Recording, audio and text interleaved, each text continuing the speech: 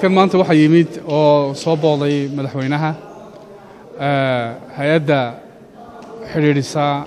gargaarka bini'aadanimada OCHA iyo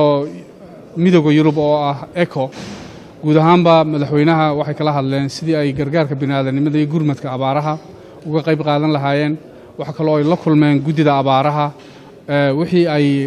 tari karaan iyo wixii ay magaranaysaa iyagoo damacsan yihiinba guud ahaanba way sheegeen marka waxaan ku soo dhaweyn doonaa iminka Justin oo ka tirsan OCHA dabeedna Johan oo ah ECHO oo European Unionka. Thank you.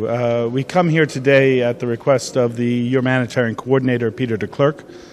who intends to lead a larger mission in the new year, but acknowledging the very important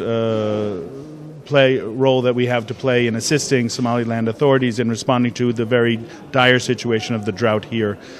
So we've come to meet with the authorities as well as partners here and see if we have the opportunity firsthand the impact of the drought, which we have been responding to now since the call for aid was launched by the humanitarian coordinator back in March of 2016. Thank you. So we are from ECHO, from the European Commission Humanitarian Office. So we had a very interesting meeting with the Drought Committee, the National Drought Committee this morning, and I think it's clear that the situation is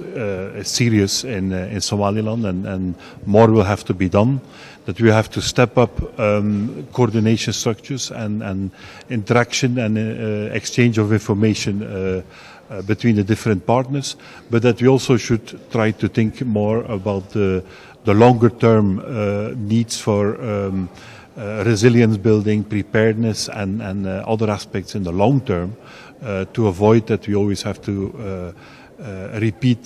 the same crisis response activities. So these are the three things, the three conclusions, and I think we will continue on that basis.